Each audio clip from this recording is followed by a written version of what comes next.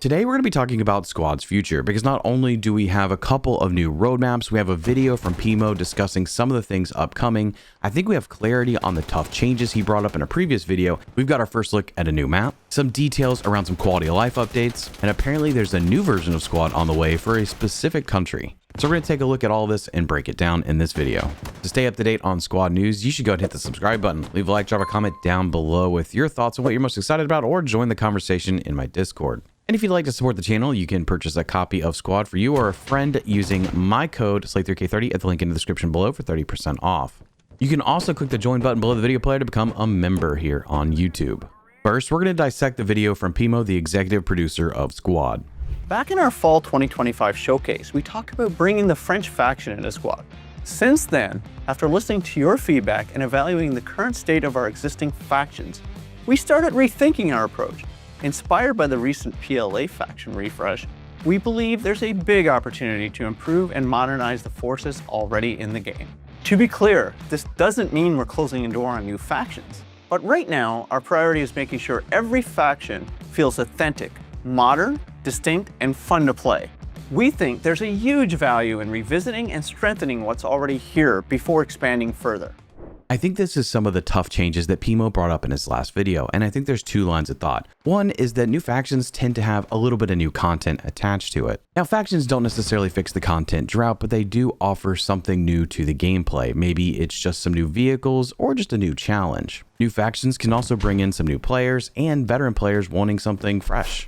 The other line of thought is that there's been a lot of players, veteran players especially, clamoring for some updates to more legacy factions. Factions that have been in the game for a long time that do need to see some updates. It makes sense to go back and update some of these factions, especially when you look at some of the visual texturing and stuff like that of the new factions versus some factions that just really haven't seen any love, like the British Armed Forces. In a perfect world, I'd love to see updates where a new faction gets introduced, but also a legacy faction gets an update or overhaul. Now, this does provide an opportunity for Offworld to go back and address some of the older factions, similar to what they did recently with the PLA, where they do add maybe some new vehicles, some new weaponry, and get them up to the modern era of Squad that we've seen more recently with the WPMC, Ukraine, and PLA.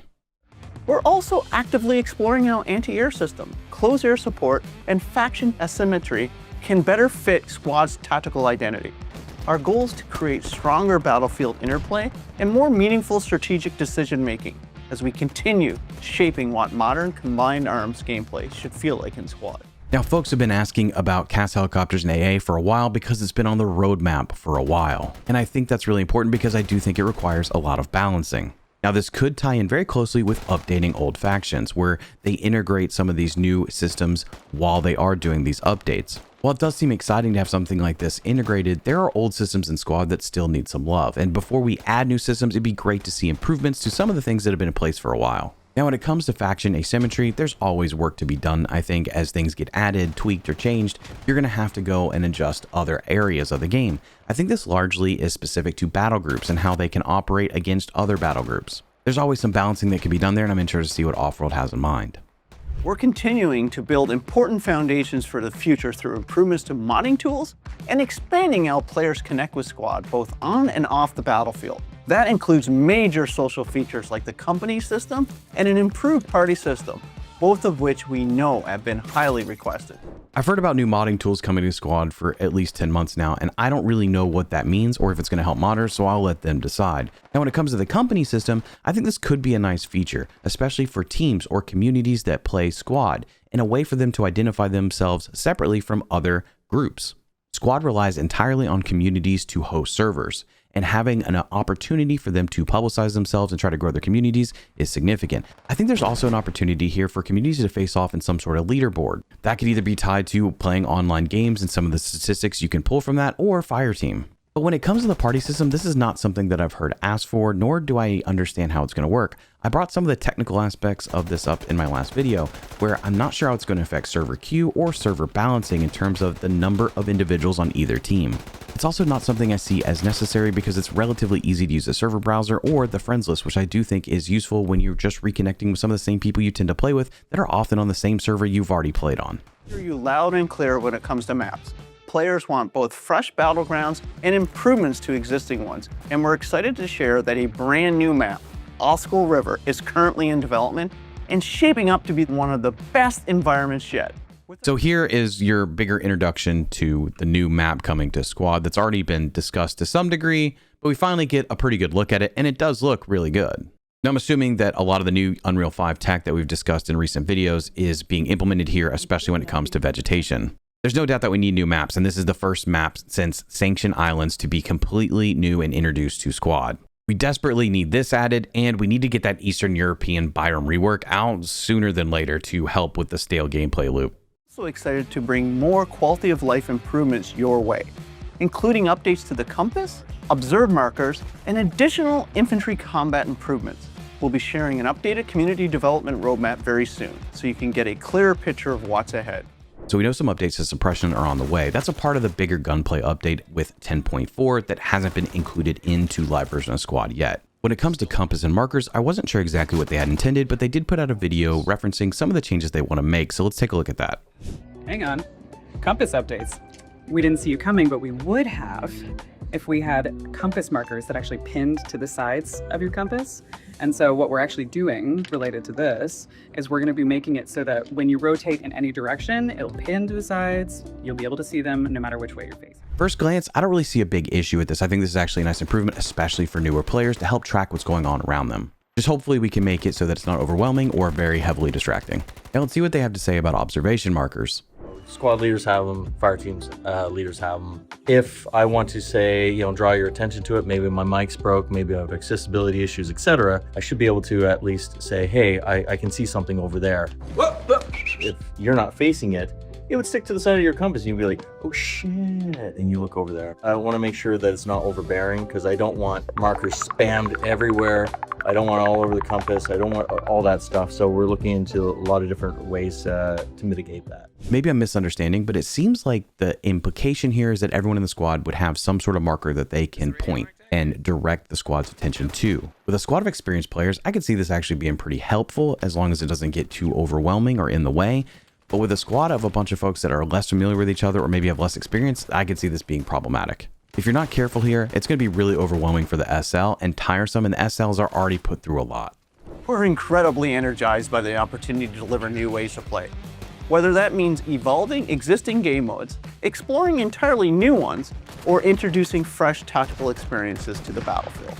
We're also in the early stages of exploring systems around attack helicopters, a more robust soldier customization system, and deeper battlefield experiences that continue to evolve Squad in meaningful ways for both veterans and new players alike.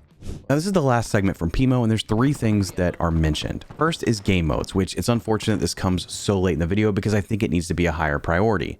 But attached to that is attack helicopters, something I'm not even worried about.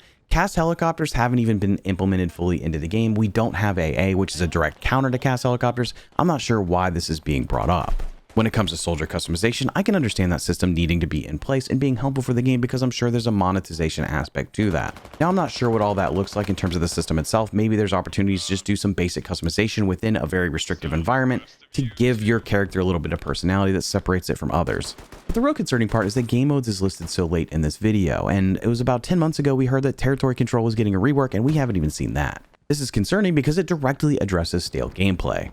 There's been several things that have changed in Squad in the last couple of years that have negatively affected the gameplay loop. First, we reduced the layers available for Random Advanced and Secure, the most popular game mode played across Squad. Now, most maps only have 1 to 2 layers, which drastically limits the randomness that plays out. Map voting also tends to feature some of the same maps a little bit closer together, so you're not even playing the variety of maps Squad has to offer. When it comes to the map pool, we haven't seen a brand new fresh map since Sanction Islands, and that was a couple of years ago. And it's barely been playable since its release because of performance issues. Now obviously we did get Outbazaar, which is a significant rework over the old map, but it's still somewhat familiar, and that was already 10 months ago.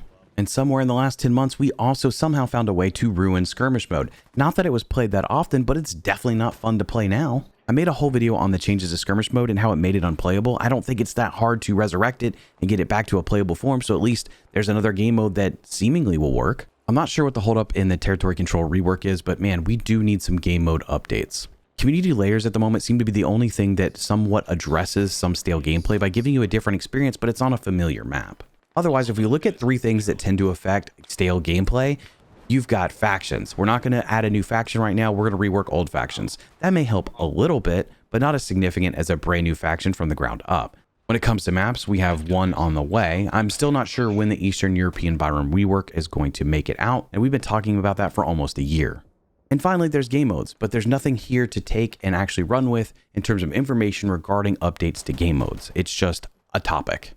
And that's problematic because when I look at comments or conversations around the game itself, they're not talking about the party system or wanting a party system. They're talking about performance and stale gameplay. And speaking of performance, my understanding is after 10.4, there was an optimization patch on the way, whether that was 10.5 or 10.6 or whatever, I don't know, but that's not even mentioned in the video. But before I rant on that, let's take a look at the 2026 showcase roadmap and see if it's on there. So here it is. This is looking forward, kind of. I'm going to make an edit to this so that we can see just what's ahead. And a lot of this should seem familiar because this roadmap is directly tied to the progress report we just went through. But there's another reason it should seem familiar, and that's because some of this stuff was featured in the 2025 showcase. And if we put these roadmaps side by side, you'll be able to see some of the overlap in systems or things that haven't been implemented or are still being planned or worked on. Unfortunately, the territory control rework is one of the bigger items here that I think a lot of people are excited about that is no longer on the 2026 roadmap. The French Land Army has moved from planning to R&D, and I'm not sure if the Insurgent refresh is a part of the legacy faction updates. Doing comparisons like this is why I understand companies have hesitations in putting out roadmaps. That's not to say Offworld hasn't been hard at work. The community development team has done a ton of bug fixes, game fixes, and improvements, like the gunplay updates from 10.4 that were largely seen as positive.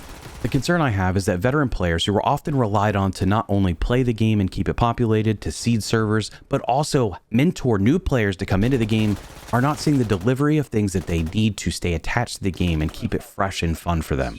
My thing is this, there's a handful of things I could highlight here and say that veteran players are actually going to be really pleased to see these things as focal points.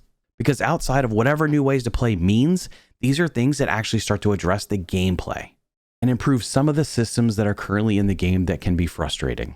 And speaking of frustrating, there's nothing on here about performance optimizations. But there's still one more roadmap we need to check, and that's from the community development team. Now here it is, and this features a lot of stuff that's been implemented already, so I'm going to cut this down like I did the other ones to focus on what's upcoming. And the good news is we got general game optimizations in the up next category. I don't know why that's not featured in the other stuff because I feel like it is significant to the community to know that this is on the way. Now I'm not sure what scope iRelief is, but if that makes the scope a little bit larger on my screen, I'd be pretty stoked. Now when it comes to planning and R&D, there is some nifty stuff, obviously more community layers. FOB, quality of life, I wish I knew what that meant. When it comes to IDing friend from foe, I also wish I knew what that meant. Weapon resting, that's something that's pretty exciting, especially if we can put weapons on the bottom edge of a window instead of repeatedly shooting the wall below the window. Then of course there's new ways to play, which we still don't have anything tangible in terms of what that really means. Now there are a lot of good things here. We don't have a lot of tangible information about how they're implemented, how it's going to work or whatever, but I see some opportunities here that will indeed improve gameplay. The one thing I wish was still incorporated in the community development roadmap were dates, months that these things would actually show up, because that I think actually bought a lot of community trust to see that those things were getting delivered in a timely manner on a schedule that they provided in advance. To be clear, I'm not trying to be critical of the effort that goes into communicating to the community. Over the last year, there's been a lot of effort in communicating more effectively to the community about what's to come and what's being worked on, and I think that is wonderful. The thing that I want to be more critical of is understanding priorities and understanding when communication doesn't have a lot of substance behind it, at least not substance that's tangible to the community, and that's why they get frustrated. Like saying new ways to play is starting to turn into corporate speak, similar to companies saying, and we're just getting started. Because as long as you say that, you still have something on the way to deliver, hopefully, maybe, we'll see. But a quick pivot to a Reddit post will actually tell you that there is something on the way that we weren't necessarily expecting. It's called Squad Operation First Light, which should resonate with players that have been around a while. Now, I have no official word from Offworld about any of this, and I'm kind of digging around on the internet finding images and some videos in random places like Twitter and, of course, a Reddit post. Based on my limited research, it seems that this is a version of Squad that is, of course, developed by Offworld and hosted by Tencent. It's specifically made for the Chinese audience. I believe Tencent shared a video at Spark 2026 or attached to Spark 2026, which I think is some sort of celebration of the games and showing off a roadmap looking forward of what games they have investments in. The video is largely just some cool cinematic clips and everything looks pretty familiar. And then when they go to the gameplay, it is definitely Squad. There appears to be 5 factions that lack any specific naming convention, so it does seem like it might be a little bit more limited. It also appears that there are some features incorporated in this version of Squad that are expected to come to the Squad that we all play. And like I said, there's some content out there that I'm unfamiliar with, and I don't want to go on a whole tangent about stuff that I'm super uninformed on. As I mentioned, this appears to be specifically designed for the Chinese audience, which is going to fragment the community that already plays Squad, which I think is interesting, but I'm sure there's some monetization opportunities behind it. But this is the kind of stuff that throws off a lot of people, especially players that are more casual and don't keep up with a ton of information, because they're looking at this wondering, hey, where's my Eastern European Byram rework? But they see a new version of Squad getting released and there's no real official communication around it. We're in a world right now where content and the pace that content is released for a game that is already released is so significant. We've been trained by large studios and their battle passes and pushing content at us pretty frequently to keep us attached to whatever we're doing. And it's not that I expect some unrealistic pace here, but I am sitting here telling you guys and talking about it because I see it in the comments. You guys want new stuff. You guys want a new faction. You guys want a new map. You guys want the Eastern European Byram rework. We want new game modes or fixes to the game modes that are already in the game that we love to play or could love if they worked right. A lot of folks talk about the content drought, and we were in a content drought as we waited for Unreal 5 to release. And I remember some of the discussions around Unreal 5 releasing and how it was going to improve some of the systems in place to work on things quicker, to get things out faster. And we're still in that process of getting there. And as a byproduct, we feel like we're consistently now in a content drought. And some of that's because we haven't seen many new maps implemented into the game. We've seen some faction updates, but some of those faction updates rely on a faction that's already there. We've seen Ukraine, but that has assets that are used elsewhere implemented into it as well, as does the Canadian Resistance Force. We're playing these factions on some of the same maps we've been playing for years now that haven't seen a significant update, on the same game modes that haven't seen a significant update. And that's what drives some of the veteran players a little bit crazy. Beyond optimizations, bug fixes, stuff like that, that gameplay loop, man, that's the tough part. And those veteran players have had to deal with a lot of changes, some that lack a specific direction. For example, combined arms, reducing logis from 3 to 2, which has reduced the ability to do stuff in the game that is fun, that actually gives them the opportunity to try something. Like, wasn't it helicopter pilots that saw an increase in their timer from 5 to 10 at one point? For what reason? Like, what helicopter pilot, veteran player of Squad, wants to sit in main for 10 minutes just waiting? We've also done some things that support new players instead of veteran players. Like, we took away ticket bleed. So now a new team can just go super fob their second point and hang out there for 2 hours. But the good news is we can send 50 people to back cap. That's pretty neat. Until you have the veteran SL trying to explain to every other SL that you shouldn't necessarily send everybody to back cap because you need map control, or else the mid round is going to kind of suck. Anyway, I know I'm ranting now and you guys are probably tired of listening to me talk.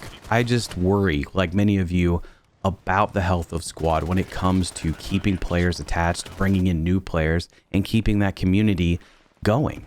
I worry, like many of you, that some things feel less like a priority than we think they should, or some things aren't really highlighted like we think they should. Therefore, is it a priority at all?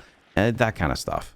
Maybe it's time for me to make another wishlist video where we talk about things that I'd really love to see implemented in the game sooner than later.